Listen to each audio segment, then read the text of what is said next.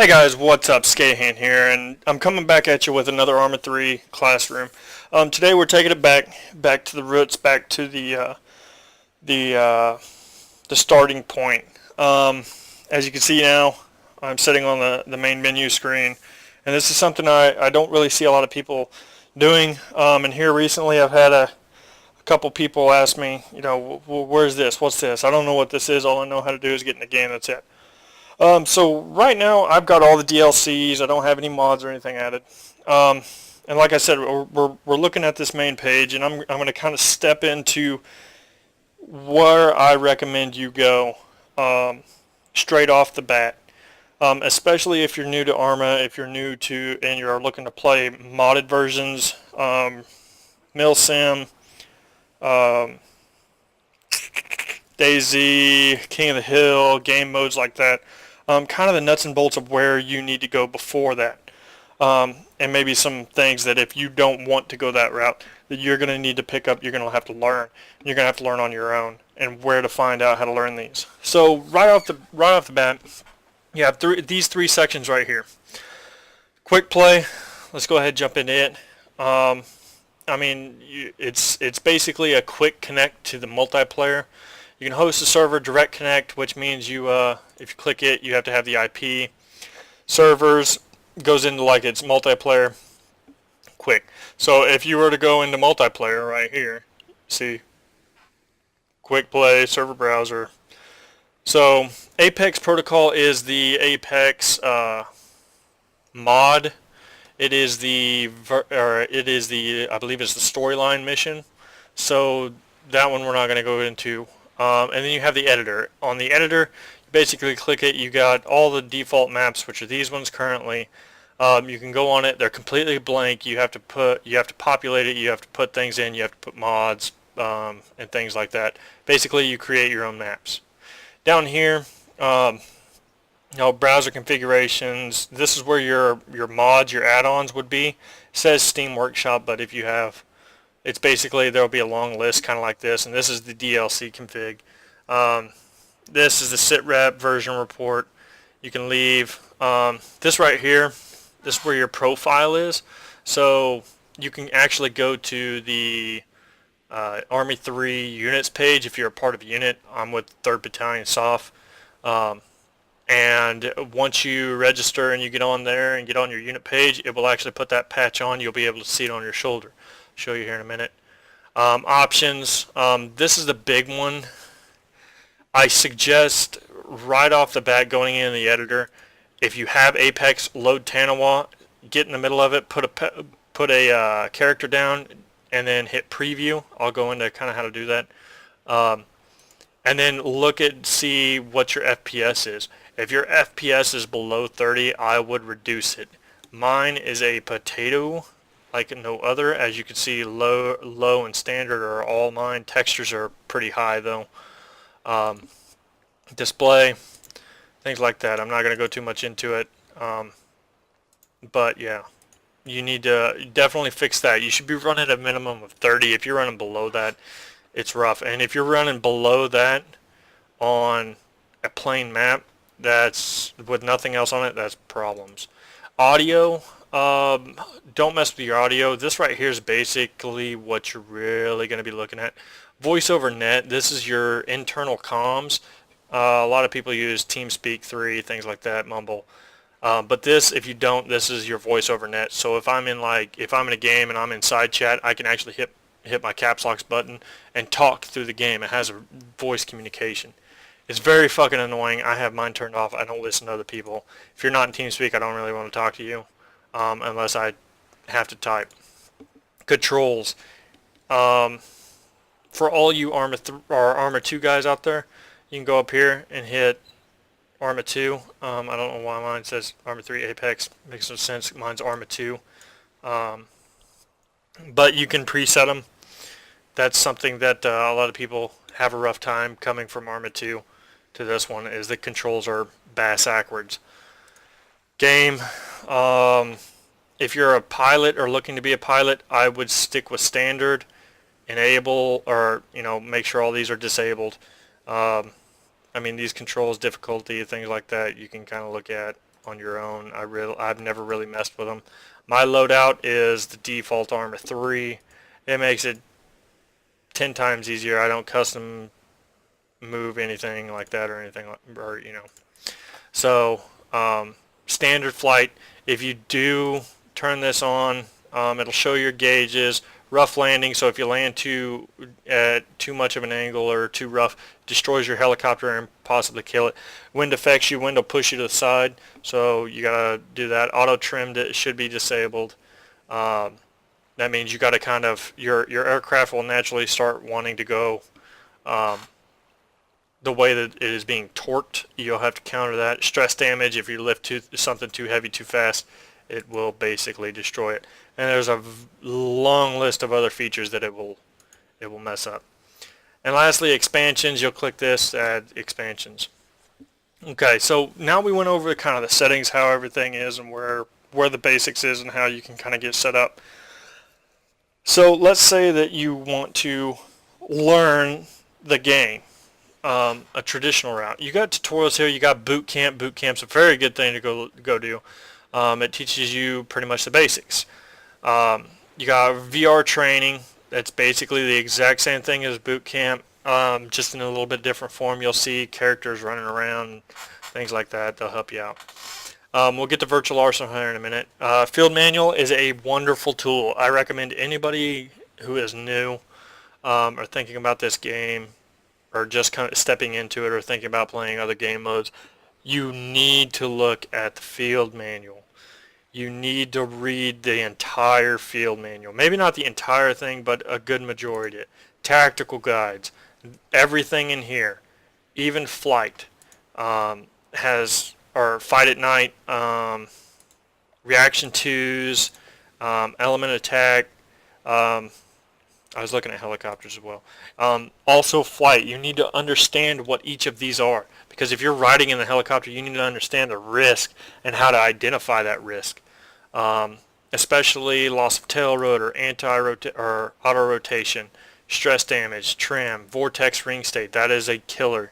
I've seen a lot of people die with that one. Sling loading, kind of how the mechanics work and how it will affect you. I wouldn't go too much into UAVs, your health, injury, damage, things like that. Explosives, vehicle info. It'd be good for you to kind of know which vehicles are what. One of the biggest ones is, let me find it. Marshall's a good one to make sure you understand. The Hunter is almost definitely off-road. That's pretty much it, with kind of light-wheeled vehicles. Weapons, info, things like that. Tactics, this is a good one. So basically this is just a knowledge book of just the basics, how to do it, and it gives you controls and stuff like that. But this Field Manual is the Bible. It is the Arma 3 Bible. If you don't know most of these stuff in here by around your 300 or 400 hour mark, then you are severely behind. Most of it's common sense. Okay, it's kind of one of those, if you watch military movies, it's like, oh, well, they talk about that. So then you have community guides. These are guides that are on Steam. You can go on Steam, go to the Arma, or go to the workshop page, or go to the Arma page, and basically it'll run you through there. I won't get too much into Virtual Arsenal. We've already done multiplayer. That's basically where you go in and see everything. So here's pretty much the exact same things. Scenarios, you got certain scenarios that you download off of the workshops or maps. You got challenges. You got firing challenges, which is basically like training. You go through and it has you do quick fires and things like that. Karts and helicopters. You can race helicopters and stuff, and go karts, kind of get your driving up. Those are very good if you have DLCs. Or in the shooting trials, I don't think you need DLCs, or at least most of them. For scenario, or yeah, that's challenges. Editor is editor.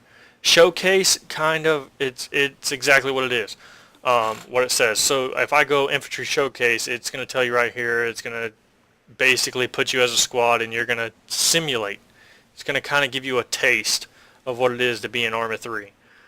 Scuba, vehicle, these are kind of, for you Arma 2 guys, It's kind of like those qualifications. Hey, you need to go do this. Hey, you want to do this. You want to do that. Helicopter, tank. I think one was fixed wing. One was, I believe, boat.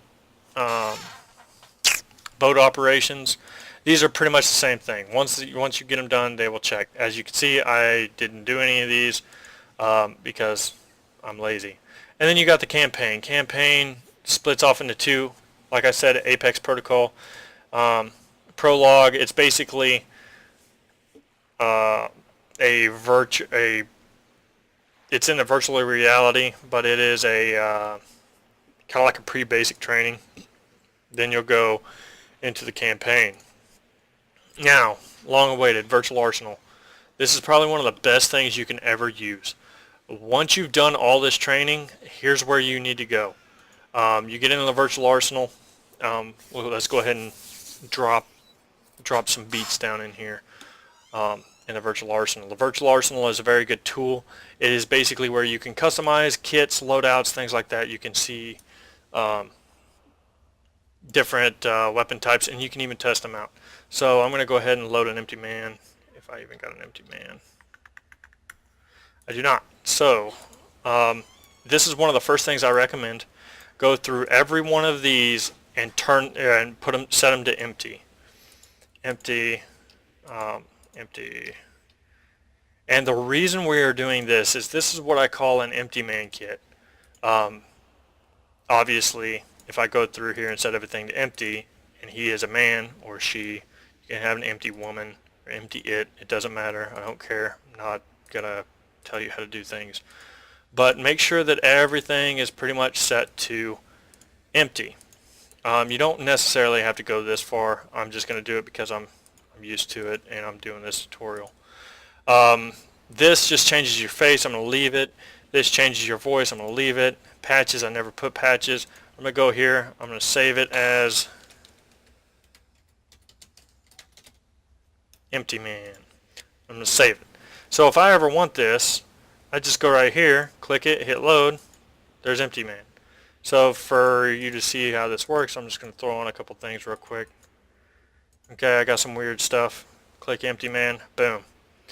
This is really where you can start building your kits. Okay, you can really start looking at stuff. I do recommend that you understand kind of what these uniforms can do. So let's look at let's just look at MTP combat fatigues. So right over here in this area, bottom right hand side, you have your ballistic protection, your explosive protection, your load, which is how much you can carry in it, and your weight, which is how much it actually weighs. Now there's two different things. There is a capacity of the uniform, vest, and backpack, and there's a capacity for your person. Whichever one fills up first will limit you on what you can carry, or the weight wise. So if I have a vest, a uniform vest and backpack, but I can't put anything else in my backpack and my backpack's half full, chances are I've hit my weight requirement. My guy can't physically carry any more weight. And every little thing that you put in has a certain amount of weight, and that will in turn drop your stamina down to pretty much zero. Once it hits zero, you can't really put any more, and you can't run. I wish the stamina system was a little bit more dynamic, a little bit more aggressive, but that's just me. So let's go, I don't know, let's do stealth uniform. Well, that's another thing. Different uniforms mean different things. You go up here and you hit select mod. All of these that don't have anything right here, these are all default. Then you have the Apex. So we're going to do the stealth uniforms. I'm not going to go too much into it. These specific uniforms that are stealth, as you can see, CTRG stealth uniform, CTRG urban uniform, they are different. They are two different. So if we look at these two, combat uniform, you can see the difference. The difference is these particular uniforms, if someone is looking at you in thermals, they can't see you. It literally covers up your body heat. It's pretty awesome. And I'll demonstrate that. Vests, same thing. You can sort. Different ones have different things. So this one has extremely high explosive protection, high ballistic, but they weigh a hell of a lot more than, let's say, a light or a, where's just a carrier rig. Let's just hit a carrier rig. So if we switch between carrier rig and the carrier GL rig, you can see the dynamic difference. This has more bullet, or the same bullet protection, but it has substantially less explosive resistance. But the weight is reduced. Just like if I go from a carrier rig light to a carrier rig to a chest rig to an LBV, as you can see, ballistic protection goes down. Rebreathers. Note on rebreathers. You cannot put anything in a rebreather. Yes, you can go underwater and you can stay there. You can't put anything in it. Be mindful. Different vests have different qualities. So let's just go tropic, because let's keep our thing. Backpack, exact same thing. Everything has pretty much the same theme, except for these. If you run into dismantled or things like this, these are weapon types. So if I have an autonomous GMG, I also have to have the tripod that goes with it. So I have to go find the tripod. So here we got a mortar bipod and a mortar tube.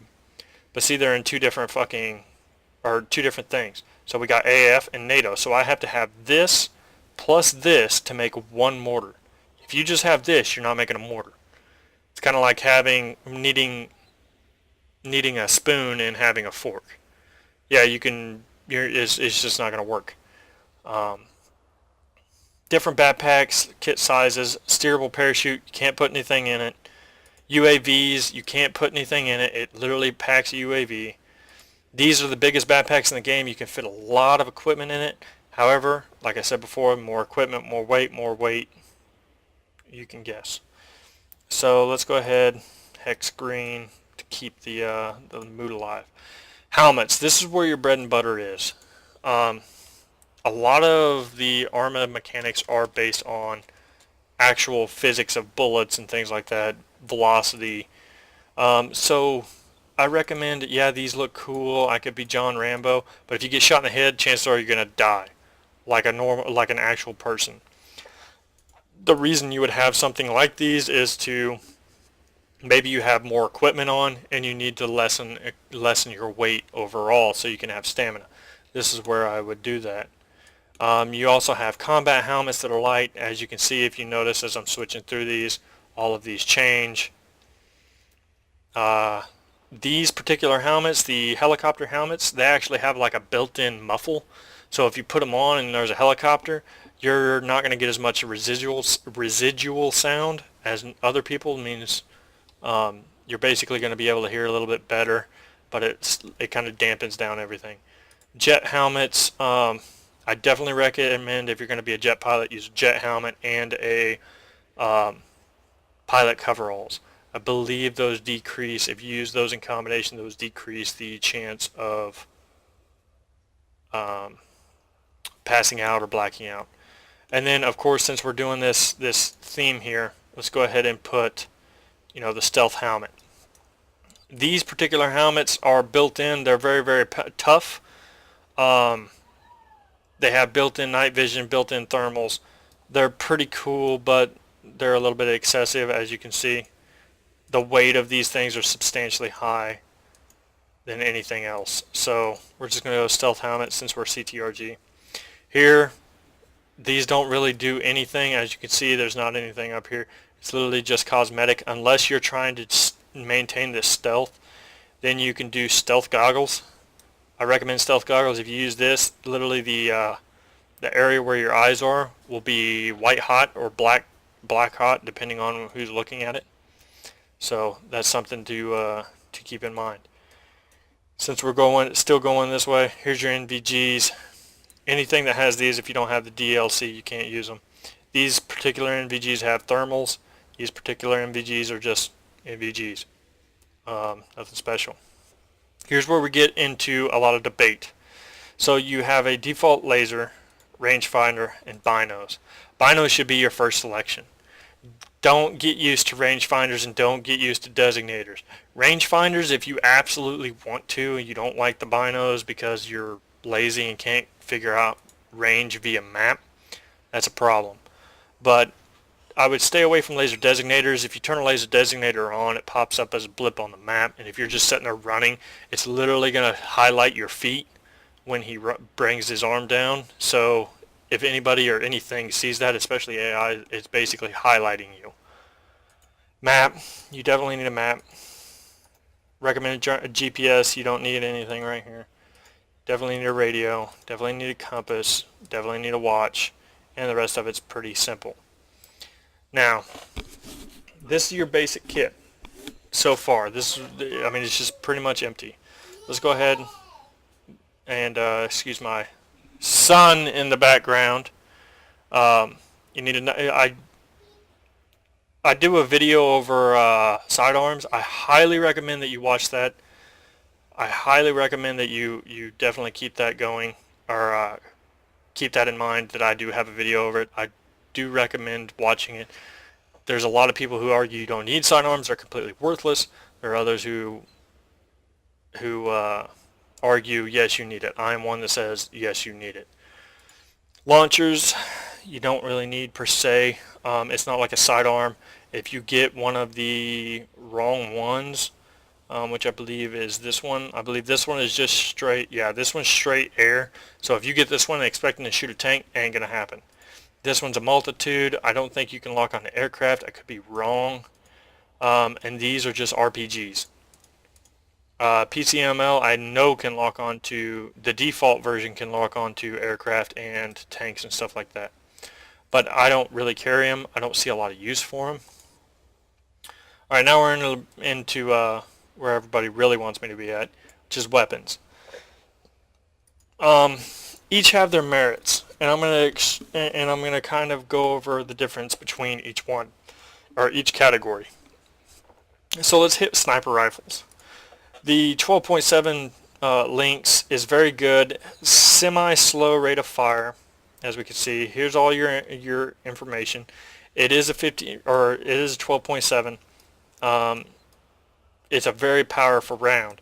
However, in most of ARMA, like most Call of Duty players and Battlefield players figure out really fast, that this is not, in fact, Call of Duty Black Ops or anything else like that, or Battlefield. This is a very, very wide strategic range, and there are a hell of a lot more better snipers out there.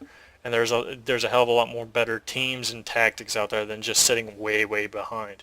Trust me, it is a rule, but I find that, I mean, if you're in with this weapon, if you're in a village or in a city and you're doing house-to-house fighting, yes, if you hit somebody with this, you're going to do damage, but that is a big if. Likewise, this one, the 408, is the NATO version. It's a little bit glitched out right now. I don't know why. Maybe it's because, I don't know. But it is a 408. It is a bolt action. It has a substantially less rate of fire. So that's something to also take into account. Okay, it's not on everything. It's just these for some reason. Okay, so let's go assault rifle, or DMs. So a DM, here's the Mark 18. It's basically like an M14. 7.62. You got sights and stuff right here. I'm not going to go over them. Night vision, thermal optics, silencers, bipods. Let's see what else. This one right here I consider a DM, the MXM 6.5. The Rahim. Then you got the Marksman DLC. These are sniper rifles. These particular sniper rifles, the ASPs, they are a subsonic round with a built-in silencer, so you cannot hear the crack, snapple, pop, or the pow, anything like that. They have a huge arc, so I don't recommend those for first-time players. Let's just keep it simple. DM, you have an MK14s. We get down here into Apex, you have the CMRs, you have the MXMs. I would say, where is it? The SPAR 7.62 is probably the last ones bringing them up. Assault rifles is pretty much everything in between except for these submachine guns, which is the 9mm Protector, which is basically just an MP5. I don't know why they don't just call it an MP5. The Vermin, this particular, no, actually that is a CTRG, my bad. And you got the PDW. Let me find that other one for you guys. I believe it is called the CTRG. Nope, that's it. So the TRG 20, I would consider that a submachine gun, even though it does take a 5.56 round.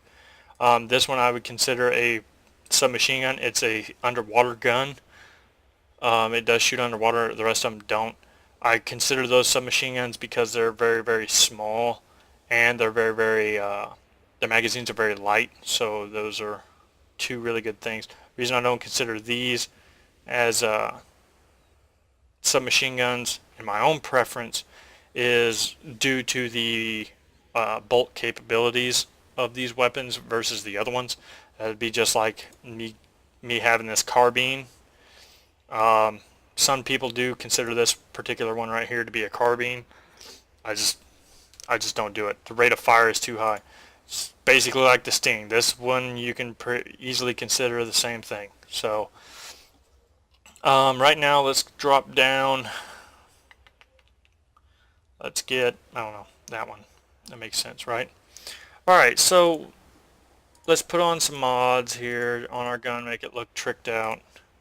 Because what the hell, right? Sights. When you're looking at sights, you got a couple little things. Normally I don't go over them. You got your red dots, you got your hybrid sights, which is your long range, you got your hybrid sights ACOG, you got your DM, you got your hybrid sights ACOG, you got your sniper rifle hybrid sights right here with no special optic for the hybrid. You got the old kind of sniper rifle sight, long range, halo sights, sniper rifle sights, ACOG hybrids, things like that. I suggest learning with an ACOG hybrid. Either the ERCO, that's probably my favorite. I used to use the ARCO. If I have to use some sort of a sniper, it's this because it has a red dot on top. I love hybrid sights. They are definitely damn near a must in this game. So now that we got our basic kit and everything like that, now you can go through here and you can choose what weapons or what ammo. This is all ammo in the game, so if you're an ammo bearer, you could throw in some extra boxes and make a pre-kit, pre-loadouts. Grenades, hand grenades, any throwable item. Mines, I'm not going over mines. Then you have extras, medical kits, things like that. Not going to go over them. Now, one of the big things is I can go up here and I can look at garage and I can see every vehicle in the game. I can test out every vehicle in the game. Okay? This is why it makes it so good. So I can test out any weapon, any vest, anything like that. You're probably asking, how do I test out a vest, Skahan? It's very easy. Once you get all your kit that you want, now remember I'm using a, I believe, 7.62? Nope, 5.56. I'm mistaken. Let's put it on a 7.62 because I love 7.62s. I don't know why I didn't put on a 7.62 earlier. Okay, so 7.62 silence. You go down here. Exit will take you back to the main menu. Hide basically does that. Just hit backspace. It'll go back. Random, basically custom, randomly spins everything. And you can save this kit by going here and hitting, I don't know, test kit 1, naming it what you want. You can load that same kit, so if I go over here, hit empty man, go back here and hit test kit 1, there you go. Export, I can export this, put it in a document, send it to you. Or I can take that same document or that same text and import it. I won't show you how to do that. But then right here's where the money is. You can hit try. It puts in multiple guys all over, some vehicles. You can test the vest. So let's go over here. So let's say I want to test my vest. How good is it at close range? Okay, it does pretty good. Okay, how about my helmet? Not very good. Okay. What happens if I get shot here? Nothing. Okay. What about here? Nothing. Okay, what about here? Okay, well, he's dead. Okay, right there. All right, now. So you can test this out in different categories. You can test out tune v tune player penetration. So there. Okay, it didn't go through him. So let's go ahead. Get down. Okay, that didn't go through him. You can also come up here, test different, and how I put that down is in my key bindings. I have Arma 2, it's left control C. Some of you guys, I believe the default is the normal Arma 3 is just C. You can see the fall off. The good thing about this is, as you can see coming out of my, is this little red line. So if we pull out our, actually, let's run back here. Pull out our binos. We're looking at the second, so actually let me go ahead and get rid of that second one real quick. Okay, it's being a stubborn ass. Alright, there. So, alright, pull out our binos, or I think I got a laser designator. So as we follow this line, which you can't see from right up close. So as we follow this line, the red is the highest velocity. I believe it's above 75% velocity that comes out of the muzzle. As it starts to turn blue, it slows down. So I believe the pink area is between 75 and 50. Blue area is between 50 and 25, and white is less than 25 or non-existent. As we can see, it stops right there. It's non-existent. So this depends on penetration as well. So if I have a 7.62 versus a 5.56, the 7.62 penetration or damage is going to be higher in the pink than the 5.56. That's how you can basically, so the smaller the caliber, they're not the same. So basically, if I had, and this is this example, if I shot you with a 7.62 and it was at the pink side, it'd be like shooting you with a 5.56 or a 6.5. If I shot you with a 6.5 and it was you were at the pink level whenever it hit you, it'd be like a 5.56. As you can go down. So the equivalent of me shooting you with a 7.62 or with a 12.5 or a 50 cal, the Lynx, in the pink would not even compare to a 7.62 in the red. 7.62 in the red compares to like a 12.7 in the blue, because it's such a the magnitude of the round, the velocity of the round is so much more. Like I said, you can test out. There's sniper, or there's guys. I believe there's one more. Yeah, one more. Furthest is 2 clicks out. But you can sit here and you can test any equipment, anything like that. You can also access, once you're in game, you can access your field manual, things like that. So to get back to the main menu, you just get here. You can save, like I said, you can customize everything. Test out vehicles. And pretty much just to wrap this up, is where I recommend you to go as you come in. I highly recommend that you get your settings right first. Go here in the editor. I go to Stratus, it's smaller, hit continue. It should just easily load. This is pretty easy to do. If you go in the virtual arsenal, it doesn't have any foliage or any textures or anything like that. It's pretty much just one simple thing, or simple color scheme with a couple AI. But this, it will bring you into this kind of a setting. This is what we call the 3D editor. Just come over here, it doesn't matter who it is, just hit and then play scenario. And then what this does is it will load you into the map as that player. Like I said, go in, hit your options, hit your video settings. See, I'm hitting 30 to 20 on an empty map. That's very good. Then once you, let's say you don't have that, you adjust your settings to where you're getting at a minimum, I would say 28 to 30 FPS. That way you're going to do really well. And just play around with it. Each computer has its difference. If you're good on Ultra, or, on all the Ultra, that's fine. Immediately after you get all this set up, go ahead up here, exit this. Immediately go to your boot camp, your virtual reality training. Definitely be looking at your guide or your field manual the entire time. Play around on the virtual arsenal before you ever step foot on a server. Even if you're coming from Arma 2, I highly suggest doing this. That way you make sure you understand the controls, because some of these controls are a little bit different. I know mine are from Arma 2, even though I got it as a preset. Campaigns basically, they're going to force you to go through basic training. Same thing. They're going to teach you how to do the basic key bindings and things like that. Multiplayer, it's really up to you how you want to go about doing it. It's pretty ruthless. Some of the guys that you're going to be up against are very good. Some of them are competitive. I know my current hours, it's all based pretty much on hours. Will depend on who. Okay, what I mean by hours is the more hours you have in game, the more of the mechanic you actually understand about this game. And you'll understand real fast that it's not a first person run them down and shoot them. It is a huge strategic game.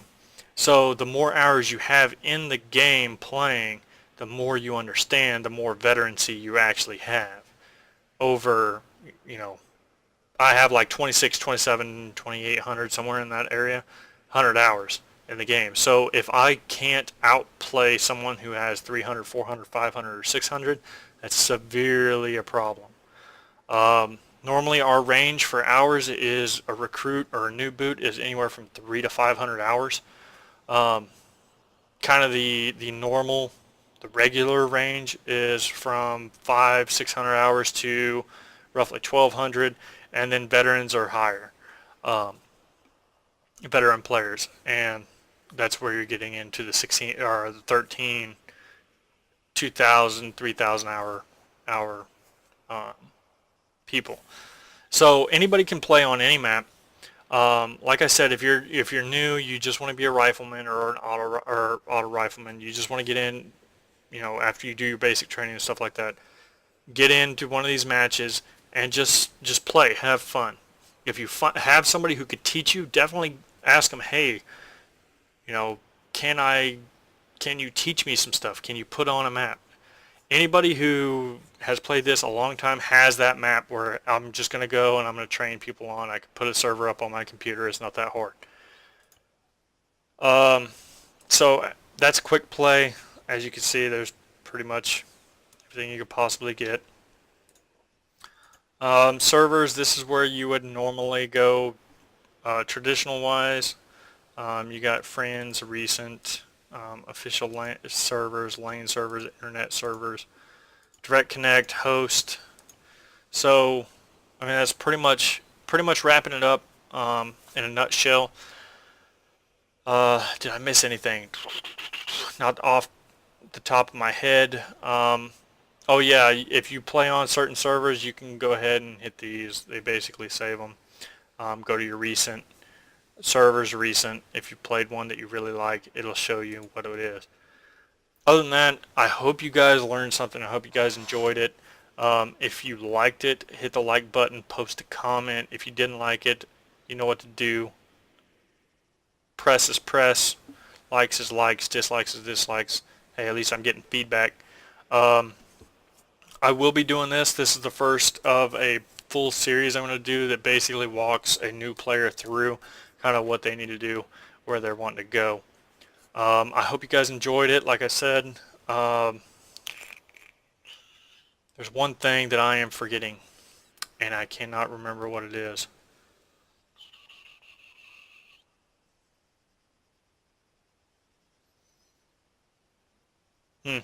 Anyway, oh, yes, almost forgot. Man, I'm glad I remembered that. If you're looking at maps, like I said, Stratus, I would load that to kind of see where you're sitting at. Note that Stratus is substantially smaller than Altus. Altus is fucking huge. It's humongous. There is full mountain ranges, full valleys, full cities, all kinds of things on Altus. So I would definitely use Stratus to kind of narrow down where you are, then jump on Altus, or even if you have Tanawa, Tanawa would be 10 times better, and then that kind of use those bigger maps to really fine tune your video settings. If you don't, you are going to be at a severe disadvantage. As you can see right now, Altus is freaking huge. It looks small right now, but you got to take in consideration that your player is literally that big. So that big compared to, and that's just one little area. Another thing before I hop off, notes about being a map. You have got, in this game, you have got to understand maps. So this will be, I will go in depth about each little mechanic that you need to learn, basic training style. Maps will be one, but I would suggest going to your field manual, looking up maps, understanding how to do it. Look, even military rules apply. They're topographical maps. If you go to any kind of website that's about the military, ask about land navigation, Google it, whatever. It's going to put you there. Learn it. Navigation is one of the biggest things you will use in this. I play with some guys that have no idea how to even understand a military map, let alone read off a six to eight digit grid, or a 6-digit grid, come up with an 8-digit grid, tell me a bearing or anything like that. I hear sometimes degrees, I hear sometimes mils, I hear, I don't know, southwest. This game is about precision. You give me good, precise information, I will be able to do my job. If you give me shitty information, chances are you're going to die, and then I'm going to find who killed you, and then I'm going to kill them. So if you want to survive, you need to learn how to communicate, you need to learn how to navigate, you need to learn how to do all of which while under fire. So that's all I got for you guys today. I hope you enjoyed it. I hope you liked it. I'm sorry for the thought lag time. Like I said, this is going to be a series. I hope you guys enjoyed it. If you guys liked it, I already told you. If you guys disliked it, I already told you. Go forth and be badasses.